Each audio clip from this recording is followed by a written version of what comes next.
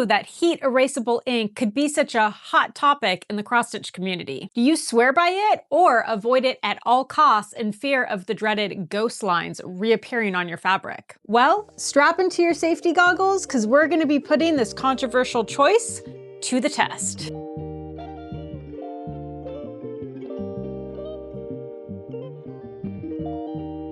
Hey everyone, I'm Jackie from Atom Heart Cross Stitch, and today's video is all about heat erasable ink. Just a few weeks ago, I posted a video that was all about gridding your cross stitch fabric using a ton of different methods. And I, of course, included one very popular choice, which is to use heat erasable ink to draw your grid lines directly onto your fabric. The way they work is pretty simple. You draw your grid lines on, and then you can just use an iron to press your fabric and the lines disappear. Now, I did know going into that video that there is some debate about using these pens. The big issue being that when you apply heat to the ink, it's not really dissolving that ink. So there's always a fear or risk that those lines or even a fainter ghost line can reappear over time. I did briefly mention it in the original video, but focus more on the lines reappearing when they're exposed to extreme cold, because that's what I had always thought the main issue was. Again, this is a very common method and tool that people use to mark up not only their cross stitch, but just embroidery fabrics in general. So I still stand by including it, but I don't want to ignore comments I'm seeing come in saying that these are something you should never, ever, ever use because the lines can reappear even if they're not exposed to extreme temperature changes. So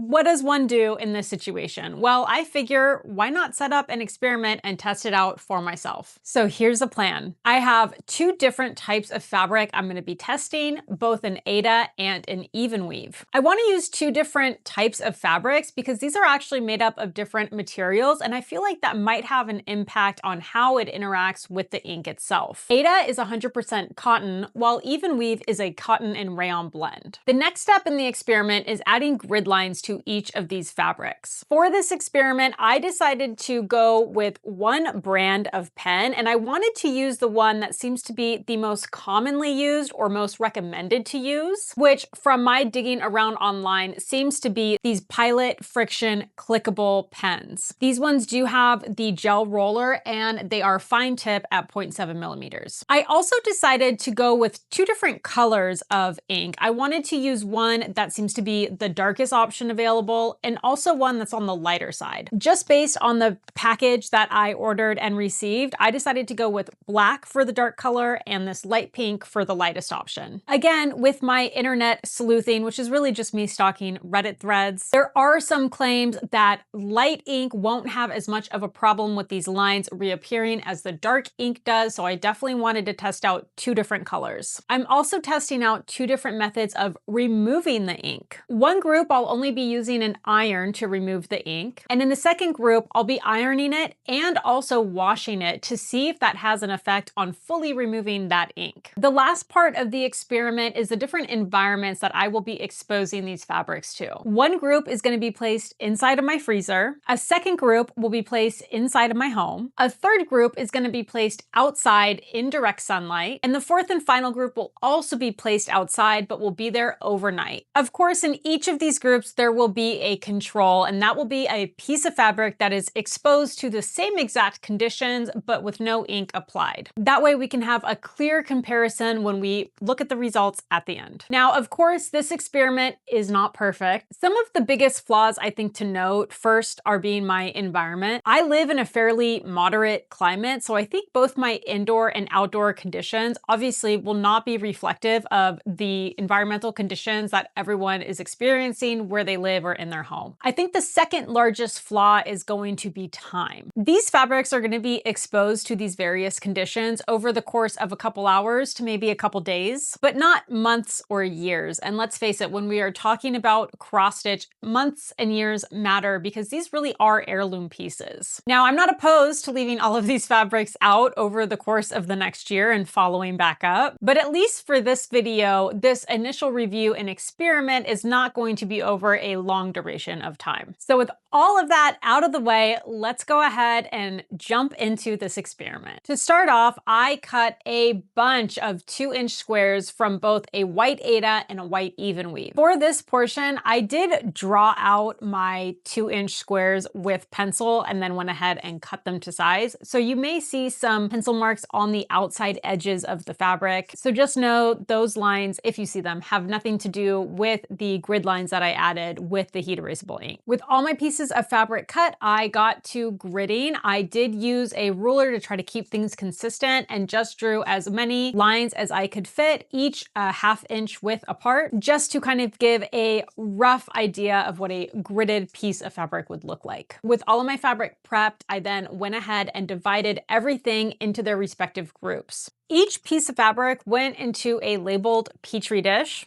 Yes, I did take this experiment very seriously. And they were each individually labeled with the environmental condition they were going to be exposed to, the type of fabric it was, which color ink was used, and which removal method was used, whether it was ironed or ironed and washed. With all of my pieces of fabric sorted into their respective groups and labeled and placed in their own container, I then got to removing the ink. Again, with half of the samples, they were exposed to an iron. The other half of the samples were ironed and then washed. And I washed these the way that I would any other piece of cross stitch, which was warm water with just a touch of dish soap, some gentle agitation, and then I rinsed it off in some cool water. And again, like any other cross stitch piece, I like to iron my cross stitch pieces in order to dry them. So that is also what I did. I squeezed out as much water as I could, then placed it under the iron and ironed it until it was dry. After I removed all of the ink from the fabric samples, I did take a look at each and every individual sample and rated it on a scale of 0 to 5. 0 was that there are absolutely no visible ink lines of any kind. And 5 would be that it looks just like it did when I first placed those grid lines on. As expected, once I ironed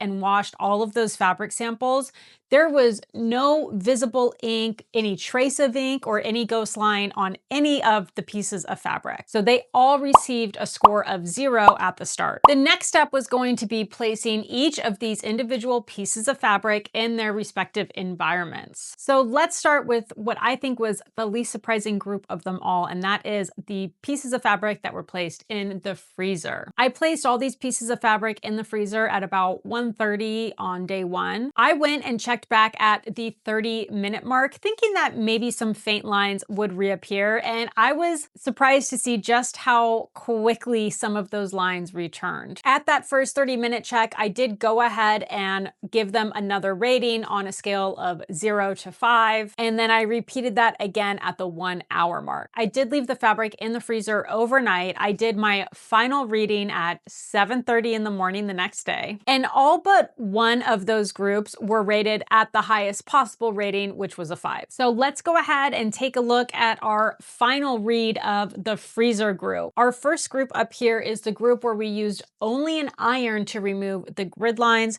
and our group here on the bottom, we used both an iron and we washed it. Now we can see here our control fabrics look great, and I think our blacks look basically the same. And these were both rated at a 5 because to me, this looks exactly like it would if I had just applied those grid lines. The surprising part though was the pink. Clearly here, washing the fabric in addition to ironing made a big difference, and those lines reappeared, but not at the same level that they had elsewhere. And so my final scoring for this piece of fabric was a 3, and it was a 5 for the one that was only ironed. So while I wasn't surprised at all that the grid lines reappeared as much as they did, I was expecting that. I was surprised to see how much of a difference washing made, specifically with the pink ink and then not with the black ink. Now taking a look at our Aida, again, up here on the top, I have are pieces of fabric that were only ironed. And here on the bottom, we have our pieces of fabric that were ironed and washed. Now, surprisingly, this did not behave the same way as the Evenweave did. I saw no discernible difference here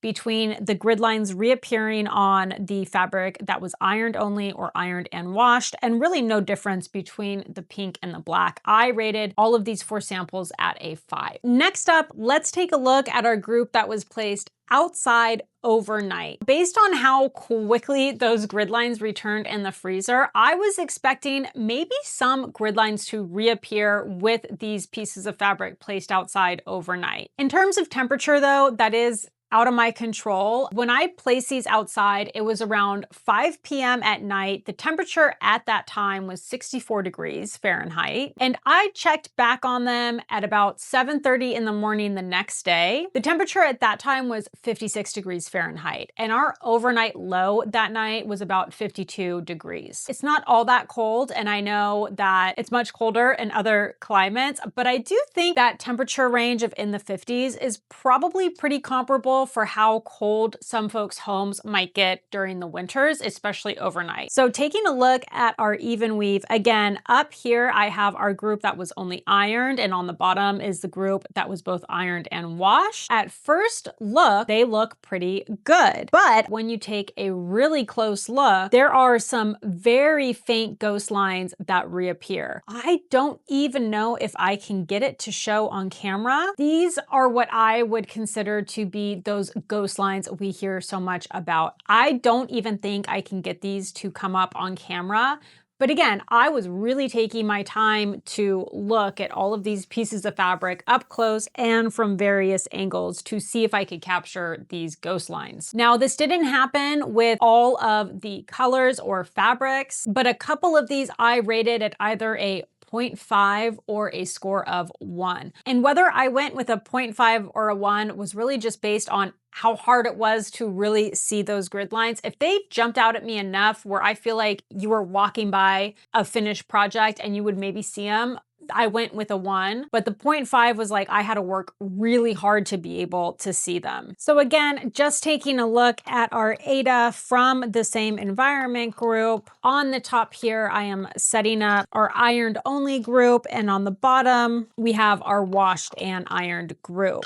The Aida was very similar to the Evenweave. I think there's 1 or 2 of these that I rated at a 1 or a 2, but they are very, very faint lines, and they're so faint that I really can't capture them on camera. But all in all, I feel like the group that was placed outside overnight actually did a little bit better than I was expecting. Again, after seeing how quickly the lines reappeared when they were placed in the freezer, I was expecting some more obvious lines to appear when they sat outside overnight. For our next group, let's take a look at our fabric that was left inside of the house. Now, this group did have a full 24 hours placed inside of the environment it was exposed to. And again, we're looking at our Evenweave first. On the top, we have our group that was ironed only, and on the bottom, we have our group that was ironed and washed. Similar to the group that was placed outside, this group looked basically perfect at first look. I did make it a point to place these inside my home, but I put them near a window. Now, my home does not get very good natural light, but I wanted these to kind of be exposed to what I felt like would be the most common situation. If you have a piece of cross stitch hanging up in your home, the chances are you're going to have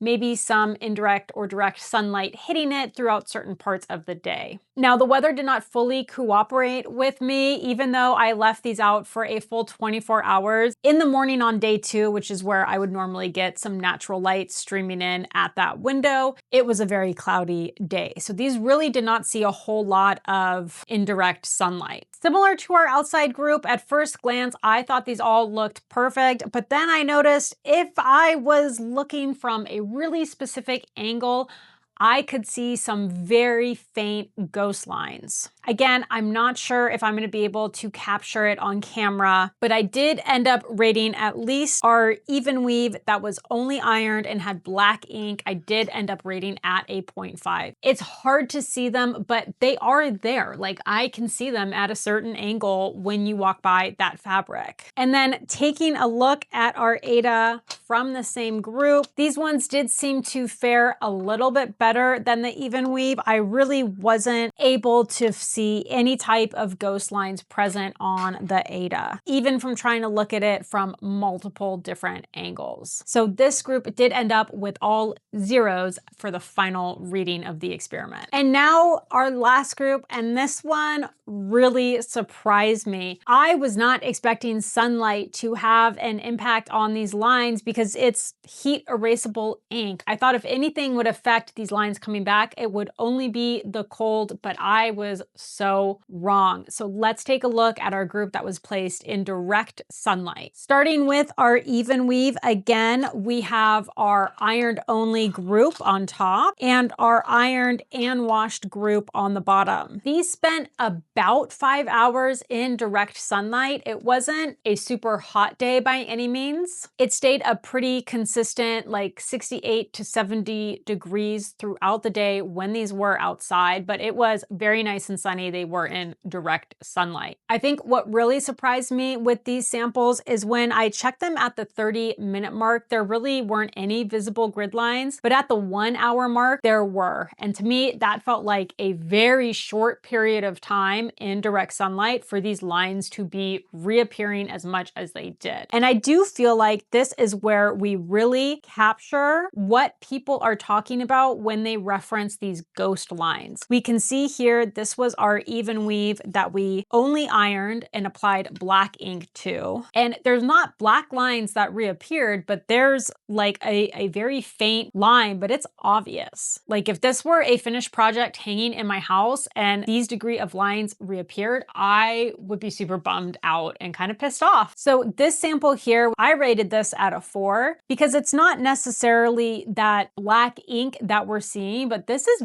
very, very noticeable. Now, other samples, just like with the previous ones we looked at, and some more noticeable than others, like there are some very visible ghost lines. Some you have to work really hard to see, some are pretty noticeable. But taking a quick look at our Aida from the same group, again, on the top, we have our group that was only ironed, and on the bottom, we have our group that was both ironed and washed. And with our Aida, just like with our Evenweave, the fabric that really fared the worst was the black ink with only the iron being used to remove it. And all of the non-control samples from the outdoor sunlight group, both the Evenweave and the Aida, had some degree of ghost line, anywhere from a 0.5 all the way up to a 4.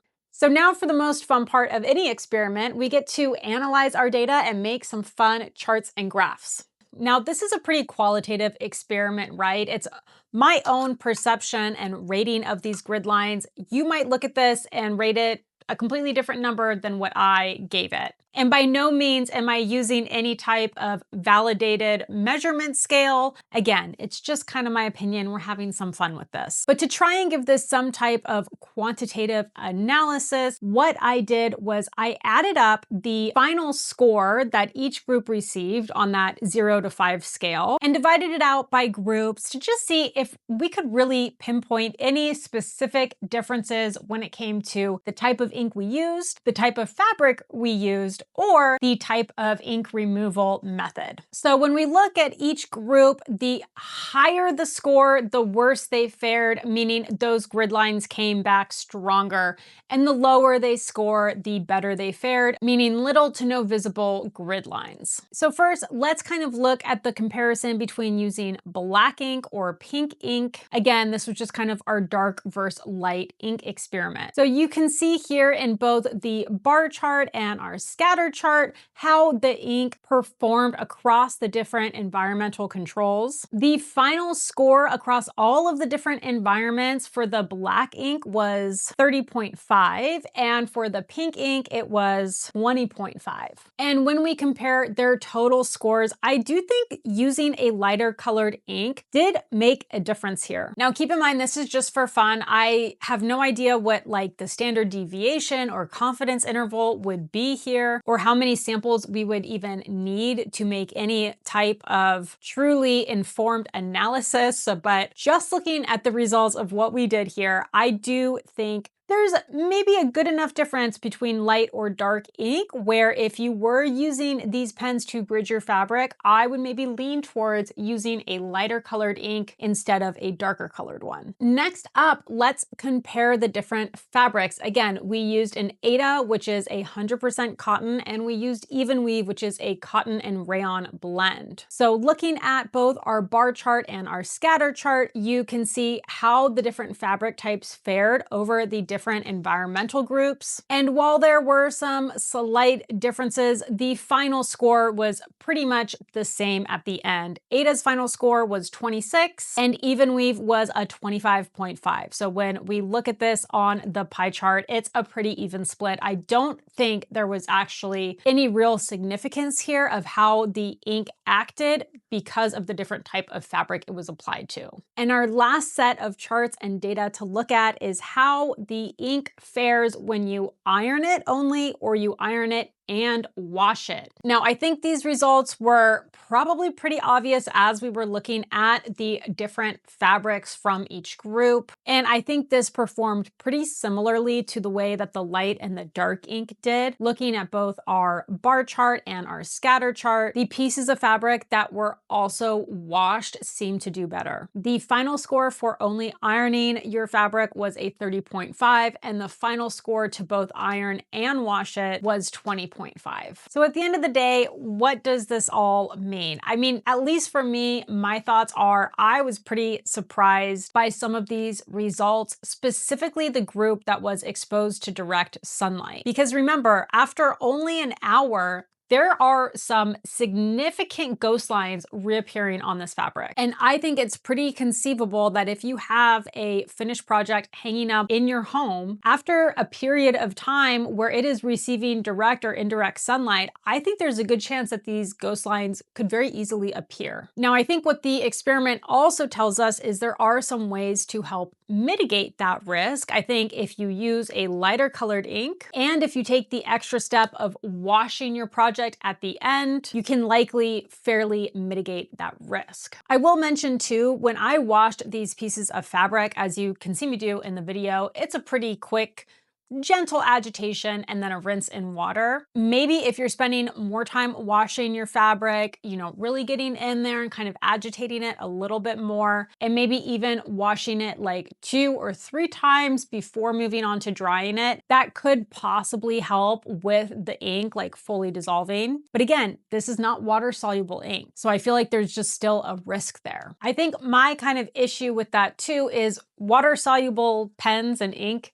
does exist and you can use it to grid your fabric. If you're gonna be washing your fabric anyways, to me, that seems like the safer choice. I think the benefit of heat erasable ink has always been you can use it on projects that you can't wash. Like if you are using over-dyed floss or fabric, you can't use water-soluble ink because you really shouldn't be washing those projects at the end. So I think it kind of defeats the purpose of the convenience of using these heat erasable ink pens if you have to go ahead and wash it anyways. I would just probably opt to use water-soluble pens in those instances. That being said, I think these pens are very nice to use. They are very easy to grid with. I also like that they're such a fine point that they grid very nicely on Evenweave. A lot of the water soluble pens I've used in the past, they are a bit thicker and more of like a felt tip marker type of pen. So you can't get the really clean and crisp lines that I feel like you get with these. And that's just in my personal experience. Maybe better water soluble pens exist out there and I just haven't used them yet. So that's very much a possibility. durability. But just like I understand the draw and appeal of using these, like they are nice pens to use. For me personally, if I were gonna be drawing grid lines onto a project, I would still use these, I think, in very narrow instances. I would absolutely stick with a lighter colored ink. And I think I would only use these if it were going to be a full coverage project and I knew that all of that fabric was going to be covered with stitches, because I really think that absolves a lot of the issues with the ghost lines if you really are never going to see them, even if they do reappear. The big caveat to that though, if I were gridding a full coverage project, I would make sure that those grid lines did not extend beyond the stitched area. So I would make really certain that those grid lines were only going to be in a stitched area, because again, I would not be happy to have this degree of line visible on a finished and completed piece. But of course, like always, I would love to hear from you in the comments below. Was any part of this really surprising to you? And more importantly, are the results going to change anything that you do in the future? Now, like I mentioned at the beginning, of course, this experiment is not perfect by any means. So I would also love to hear if there's something you would like to see done differently in a follow-up video. Are there different brands of pens you would like to see tested, or different colors? Or maybe even some different environmental controls or elements you would like to see these fabrics exposed to? Once again, I'm Jackie from Adam Hart Cross Stitch. Thank you so much for watching. I had a lot of fun with this video. I hope you did too. If you enjoyed this video and want to see more content like this, please help support my channel by doing all the good things, liking, commenting, and subscribing. Once again, thank you for being here and hanging out with me. And until next time, happy stitching.